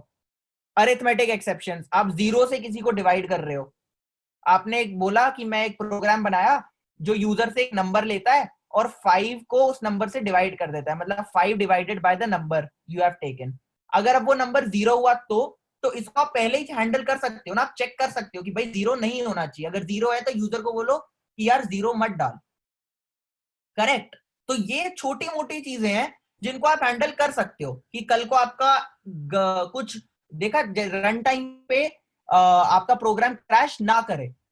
ठीक है, ये छोटी मोटी चीजें जो आप रोक सकते हो, कहते हैं एक्सेप्शंस। और जो बहुत ही सिवियर होती है ना, ठीक है, उनको हम कहते हैं एरर, जिनको हम हैंडल नहीं करते और we let the application crash. जैसे फेसबुक वगैरह आपकी क्रैश हो ही तो जाती है बीच बीच में। So all that comes under the category of errors. So exceptions भी जावा के अंदर एक क्लास है। अब आप सोचोगे ना कि सर अच्छा हाँ आप सही कह रहे हो, लेकिन इसको हम एक्सेस कैसे करेंगे, हैंडल करेंगे कैसे? तो जावा ने उसकी भी क्लास दी हुई है आपको, it's called the exception class. ठीक है, इसके अंदर बहुत से आपके एक्सेप्शन, ठीक है। मैथमेटिक एक्सेप्शन इज कि जब आप जैसे जीरो से डिवाइड रहे हो, सो कैटेगरीज है, ये इनहेरिटेंस चल रही है पूरी, देख रहे हो? एक्सेप्शन, एक्सेप्शन की कुछ टाइप्स हैं, उस टाइप्स की भी फर्दर टाइप्स हैं। So this is exception class in Java. इसके बाद दो तरीके की एक्सेप्शन होती हैं। एक होती है जो आप लिखते लिखते ही चेक कर सकते हो। फॉर एग्जाम्पल ये देखो, मैंने यहाँ पे लिखा इंट, जावा ने यहीं पे मेरे को लाल कर दिया और कह दिया एरर है। क्यों? क्योंकि ये आप लिखते लिखते ही कंपाइल टाइम पे ही चेक कर सकते हैं। So these are called checked exceptions because you can check them while you are writing. ठीक है, अनचेक्ड एक्सेप्शंस वो होती हैं जिसको आप चेक नहीं कर सकते। जैसे आपने बोला मैं यूजर से एक नंबर लूंगा और प्रोग्राम में और 5 डिवाइडेड बाय दैट नंबर कर दूंगा, लेकिन आपको क्या पता कि यूजर जीरो डालेगा या नहीं डालेगा? सो ये आपको रन टाइम पे ही पता चलेगा ना, जब प्रोग्राम चल रहा होगा। सो ये आप लिखते लिखते चेक नहीं कर सकते एकदम से कि भाई एक्सेप्शन आएगी कि नहीं आएगी, है ना? So these are all of these are called unchecked exceptions. ठीक है, which you cannot check at compile time and are executed at run time. So exceptions को हम हैंडल करते कैसे जावा के अंदर? So what we do is we have a try catch block. ठीक है, हम क्या करते हैं, मान लो ठीक है आपने कोई इंटरनेट बेस्ड एप्लीकेशन बनाई है, जो अगर आप एंड्रॉइड वगैरह करोगे तो बहुत होगा। ठीक है, इंटरनेट बेस्ड ऐप एप्लीकेशन, ये ऐप क्या करती है, इंटरनेट से पहला क्या करती है, कनेक्ट करती है इंटरनेट से, फिर डेटा डाउनलोड करती है, फिर उसके बाद डिस्प्ले करती है उस डेटा को। बस इतना सा काम करती है। अगर आपने सिर्फ इसका कोड डायरेक्टली अपने मेन के अंदर लिख दिया, ये अगर आपकी मेन फंक्शन है उसके अंदर सीधा ये कोड लिख दिया, होगा क्या? मान लो बंदे का इंटरनेट बंद है फोन पे, ये ऐप क्रैश कर जाएगी क्योंकि कनेक्ट फंक्शन चल ही नहीं पाएगा। पर मैं नहीं चाहता ना, अगर सोचो आप फोन खोलो ऐप क्रैश हो जाए, अच्छा थोड़ी लगता है, ये यूजर का एक्सपीरियंस खराब करता है। सो इसको बेटर करने के लिए मैं क्या कर सकता हूं, इसी डब्बे के अंदर लिखूंगा ट्राई, मतलब कुछ ट्राई करो। अगर कोई एक्सेप्शन आ जाए तो उसे कैच करो, पकड़ लो उसे, कहते हैं ना बग्स को पकड़ लो कोड के अंदर, सो कैच कर लो। ठीक है, ये so we what we do is, जहां जो भी कोड में मुझे लगता है ना कि यार ये कोड रन टाइम पे प्रॉब्लम कर सकता है किसी ना किसी तरह, और ऐसी प्रॉब्लम कर सकता है जो पता मुझे भी नहीं पता भाई, हो सकता है, लेकिन जैसे इंटरनेट रिलेटेड 100 प्रॉब्लम्स होती हैं, कितनी कितनी पकड़ोगे? मैंने तो एक बोला है कि बंदे का इंटरनेट बंद है, दूसरा ये हो सकता है कि इंटरनेट चल ही नहीं रहा, तीसरा हो सकता है कि वो वेबसाइट ही ब्लॉक्ड है। मतलब बहुत तरीके के एरर्स हो सकते हैं इंटरनेट के अंदर ही। So in order to avoid all that hassle कि मैं एक एक एरर को इफ एल्स लगाऊं कि if the user has internet, if this is there, if this is there, ये सब ना करूं, मैं उसको ट्राई के अंदर डाल दूंगा। अगर मान लो कोई एरर आ गया तो मैं उसे कैच कर सकता हूं, और इसके बाद कैच का कोड होगा। ठीक है, सो जो भी कोड में एक्सेप्शन आ सकता है, नॉर्मली कोड कर रहे हैं हम, कोड बिल्कुल जैसे अभी तक आप करते हो वैसे ही करो, लेकिन जो भी एरिया ऑफ कोड में आपको लगता है एरर आ सकता है, उससे पहले लगा दो ट्राई और दो ब्रैकेट्स लगा दो, उसके बाद लिख दो कैच, और यहां पे कैच का कोड लिख दो। क्वेश्चन इज, ट्राई तो ठीक है, ट्राई के अंदर तो मेरा अपना ही कोड है, कोई सीन नहीं है। कैच के अंदर क्या होगा? कैच के अंदर यूजुअली हम क्या करते हैं, एरर को प्रिंट करते हैं कि एरर है क्या, ये है ना। फॉर एग्जाम्पल इंटरनेट नहीं चल रहा, सो मैं प्रिंट करूंगा कि सर प्लीज अपना इंटरनेट ऑन कर लो, राइट। सो कैच कुछ कुछ फंक्शन की तरह दिखता है, मैंने देखा ट्राई के आगे ये नहीं लगाया, कैच के आगे ये लगाया है, क्योंकि इसके अंदर आपको लिखना होता है एक्सेप्शन स्पेस ई, बिल्कुल एक फंक्शन की तरह, कि कोई भी अगर एक्सेप्शन आएगा तो ई नाम की जगह है, क्योंकि एक्सेप्शन तो एक क्लास है ना, तो एक्सेप्शन ई क्या हो गया, उसका एक object, and E will point two the address जहां पे वो एरर के बारे में इंफॉर्मेशन स्टोर्ड है। और अगर तुम्हें इंफॉर्मेशन प्रिंट करनी हो ना, सो you can write E dot print stack trace. ठीक है, ये पूरी एरर की इंफॉर्मेशन प्रिंट भी कर देता है तुम्हारे लिए। सो लेट सी इन कोड कि ये कैसे होता है। जैसे दो नंबर लिए यूजर से, num1 num2, ठीक है, नंबर 1 0 है, देखो मैंने ट्राई के अंदर डाला है, ठीक है, क्योंकि we suspect that this block can throw an exception. ठीक है, हमें लग रहा है, जैसे मैंने किया ना 62 डिवाइडेड बाय num1, सो मुझे डर है कि हो सकता है यहाँ पे num1, मुझे थोड़ी पता है। सो num1 अभी के लिए तो मैंने 0 सेट किया है, लेकिन अगर कल को ये यूजर दे रहा होता तो मुझे तो नहीं पता ना कि 0 देगा कि नहीं, यहां तो मैंने जान के 0 दिया कि भाई एरर होगा ही होगा। सो मैंने इसको ट्राई के अंदर डाल दिया, बिल्कुल नॉर्मल कोड लिखा हुआ था उसे ट्राई के अंदर डाल दिया। ठीक है, जैसे ये चलेगा और एरर आ गया, मान लो एरर आ गया, सो यहां पे मैं कैच कर सकता हूं अलग अलग टाइप के एरर्स को। अभी मैंने आपको सिर्फ ये वाला ब्लॉक बताया था, देखो लास्ट वाला कैच एक्सेप्शन ई वाला, ये जो लास्ट में दिया हुआ है ये वाला अभी मैंने आप लोगों के साथ डिस्कस किया है। ये यहां मैंने एक टाइप ऑफ एक्सेप्शन नहीं बताई, मैंने सिर्फ एक्सेप्शन लिखा है। सो this is a generic exception, कि कोई भी एरर होगा ना उसको पकड़ लूंगा और प्रिंट क्या करूंगा, एक्सेप्शन अकर्ड, भाई कोई एरर हो गया। लेकिन अगर मुझे पता है, कुछ कुछ बातें होती है ना कि यार मुझे शक है कि शायद ये होगा, जैसे इंटरनेट नहीं चल रहा तो दो तीन एरर तो मुझे पता है, शायद बंदे का इंटरनेट बंद है, शायद इंटरनेट चल नहीं रहा, या शायद उसने ब्लॉक कर रखा है। मैं मानता हूं 100 और होंगे, लेकिन तीन तो मुझे पता ही है ना। जैसे यहाँ पे मैं कुछ मैथमेटिक्स कर रहा हूं, तो मुझे पता है कि हाँ मैथमेटिक्स एरर हो सकता है, कोई डिवाइडेड बाय 0 या ऐसा कोई एरर हो सकता है। सो अरिथमेटिक तो मैं क्या कर सकता हूं, एक्सेप्शन लिखने की जगह वो पर्टिकुलर एक्सेप्शन का नाम भी लिख सकता हूं, अरिथमेटिक एक्सेप्शन, क्योंकि याद है मैंने बताया था इनहेरिटेंस, ये एक्सेप्शन से ही तो इनहेरिटेड है। 2 स्लाइड पहले देखो, एक्सेप्शन के अंदर ही अरिथमेटिक एक्सेप्शन है, so it is a type of exception only. So अगर कुछ कुछ जो मुझे पता है कि हाँ ये हो सकता है, ये हो सकता है, ये हो सकता है, सो अगर अगर वो होता है तो हो सकता है ना, तुम बोलो कि हाँ अगर इंटरनेट नहीं चल रहा तो बोलो कि इंटरनेट ऑन करे, अगर वेबसाइट ब्लॉक्ड है तो बोलो कि वेबसाइट अनब्लॉक करे। मतलब 2-3 एरर जो मुझे पता है हो सकते हैं, मुझे उनका सोल्यूशन भी पता है ना, कि मैं यूजर को बोल सकता हूं कि सर प्लीज ऑन कर लो। लेकिन हो सकता है कि मुझे पता ही नहीं क्या एरर है, मतलब इनके अलावा कोई नया 5वां एरर हो गया, चौथा या 5वें टाइप का। सो उस केस के लिए मैं 2 कैच लगा सकता हूं कि 1 या 2 कैच तुम मेरे क्या करेंगे, जो तो मुझे पता है उनको मैं अपने तरीके से हैंडल करूंगा। अगर मुझे पता है कि अरिथमेटिक एक्सेप्शन हुआ है तो पक्का उस बंदे ने 0 से डिवाइड किया होगा, तो मैं उसे बोलूंगा you should not divide by 0। लेकिन बाय चांस मेरी नॉलेज के बाहर का कोई एक्सेप्शन हो गया तो उसके लिए मैं जनरल ये वाला कैच ब्लॉक एग्जीक्यूट होगा। ठीक है, अगर तो एरर नहीं होता तो सिर्फ मेरे ट्राई के अंदर का कंटेंट चलेगा, कैच के अंदर वाला नहीं चलेगा, क्योंकि भैया कुछ आउट हुआ ही नहीं, किसी कुछ पकड़ा ही नहीं मैंने, एरर हुआ ही नहीं, तो ये क्यों चलेगा।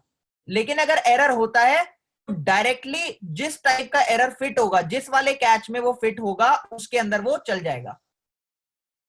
ठीक है, और इसके बाहर का जो भी कोड होगा वो तो नॉर्मली चलेगा, ट्राई और कैच के बाहर का। ठीक है, वो तो नॉर्मल है। तो ट्राई और कैच में हम क्या रखते हैं, वो कोड जिसमें कोई एरर हो सकता है, मेरी नॉलेज के बाहर का भी हो सकता है और मेरी नॉलेज के अंदर का भी हो सकता है। ठीक है, इसमें अभी तक किसी को कोई डाउट है ट्राई और कैच के कॉन्सेप्ट में? नो डाउट, बताओ चैट पे। ठीक है, अब ट्राई कैच के बाद एक स्टेटमेंट और होती है, फाइनली। फाइनली, फाइनली का मतलब ये है कि जब ट्राई कैच जो भी है, ट्राई और कैच में से कोई एक तो देखो चलेगा ही चलेगा। जब तुम लिखोगे जब तुम लिखोगे ट्राई समथिंग, अगर एरर आ जाए तो कैच, कैच द एरर, यानी कि एक्सेप्शन। ठीक है, कैच कर लो। तो अगर कोई एरर नहीं होगा तो ट्राई चलेगा फर्स्ट क्लास, अगर कोई एरर होता है तो एक्सेप्शन चल जाएगा, और इसके बाहर का जो भी कोड होगा वो तो नॉर्मली चलेगा। इसके अलावा एक और वर्ड होता है फाइनली। फाइनली का काम क्या होता है, जब ट्राई या कैच में से कोई एक चलेगा तो फाइनली चल जाएगा। अब मैंने क्या बोला, मैंने बेसिकली बोला जब ट्राई और कैच में से कोई एक चल जाएगा तो उसके बाद फाइनली पक्का चलेगा, हमेशा चलेगा।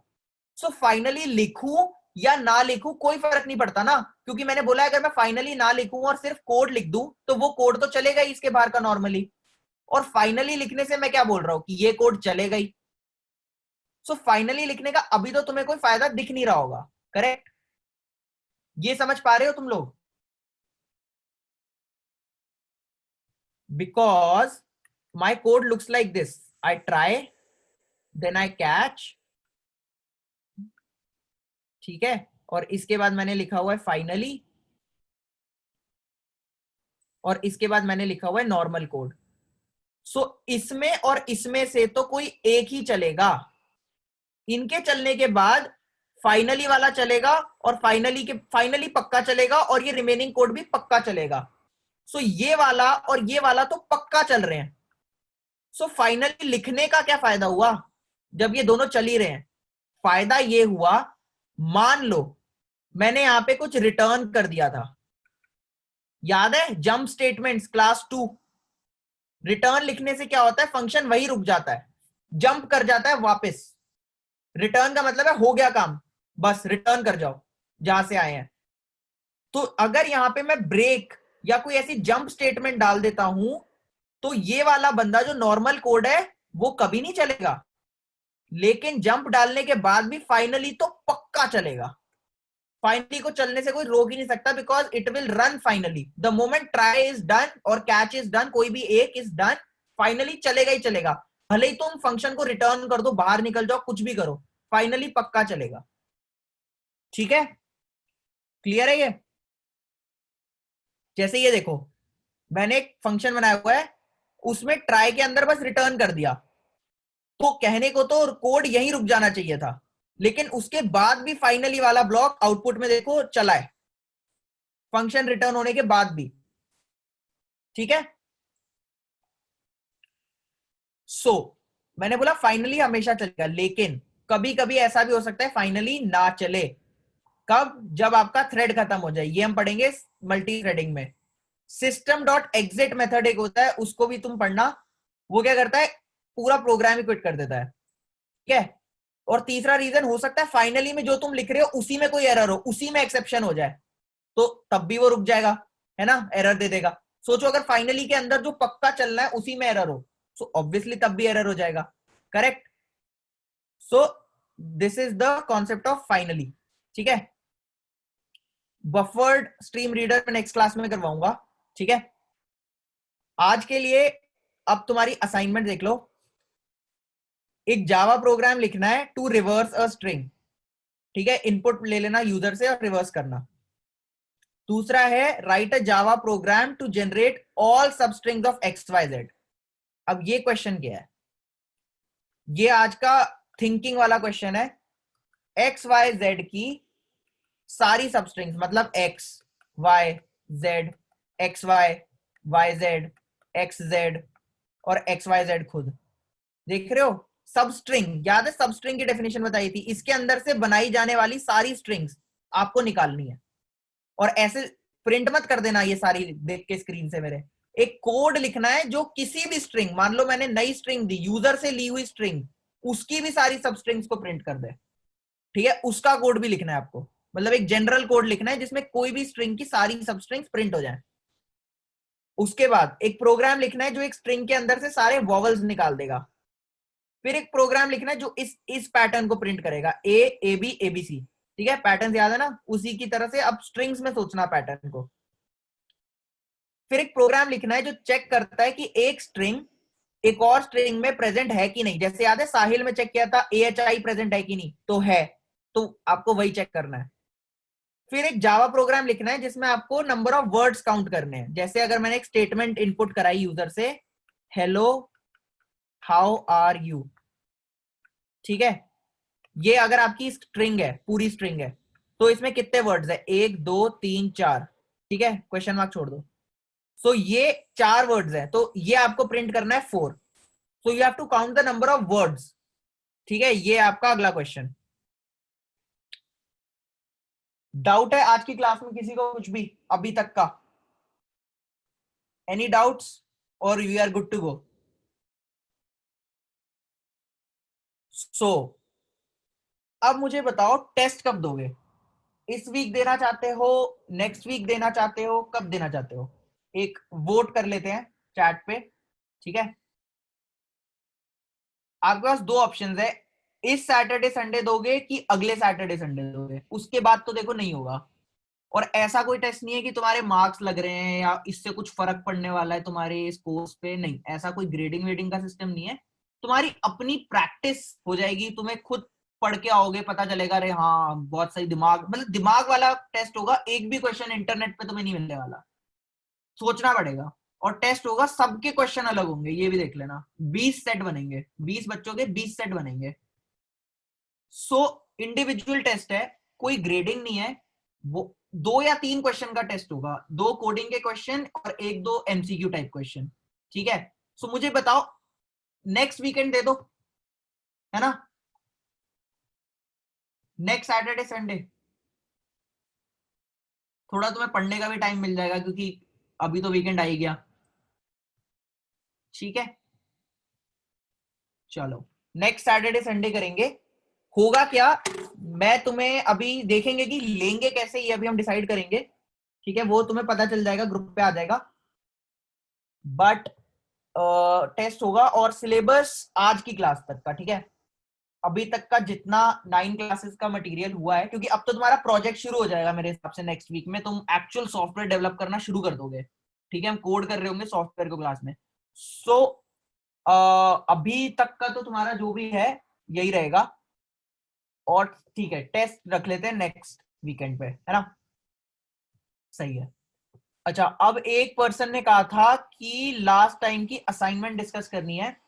सो असाइनमेंट जो लास्ट टाइम का क्विज था उसमें कुछ क्वेश्चंस रह गए थे, तो पहले मैं वो क्वेश्चंस ऐड कर रहा हूं और उसके अलावा एक प्रॉपर सोल्यूशन शीट आपको अभी मिल जाएगी, आई थिंक आज रात तक, वो ग्रुप पे मैं डालूंगा। So proper question and answer की शीट मिलेगी, अगर उसमें कुछ समझ नहीं आता किसी को, so you can tell me, ठीक है। और फर्दर नेक्स्ट क्लास में हम और एक्सेप्शंस वगैरह भी पढ़ेंगे, अभी थ्रोएबल्स वगैरह भी हमें पढ़ने हैं। आज हमने बस एक्सेप्शंस का जनरल आइडिया देख लिया है ना। सो आज की क्लास में किसी को कोई डाउट, सबको अब पता चल गया कि एक्चुअली स्ट्रिंग्स जावा में कैसे वर्क करती है, स्ट्रिंग बफर रीडर, क्योंकि ये सब बहुत पूछते हैं इंटरव्यू में कि तीन तीन क्यों है मेरे पास, string string buffer string builder, ये सब क्यों है। सो आज तुम्हें उस सब का आंसर मिल गया कि क्यों है, इस हैंडलिंग की वो अंडर मेमोरी के कैसे चलते हैं, इसमें फर्क है, इसीलिए वो अलग अलग है, ठीक है। So if nobody has a doubt एक बार चैट पे बता दो सब लोग, so we can go ahead, ठीक है। सोल्यूशन शीट लास्ट टाइम की क्विज की मिल जाएगी, और टेस्ट के लिए पढ़ के आना, प्लीज पढ़ के आना, रिवाइज करके आना, ठीक है।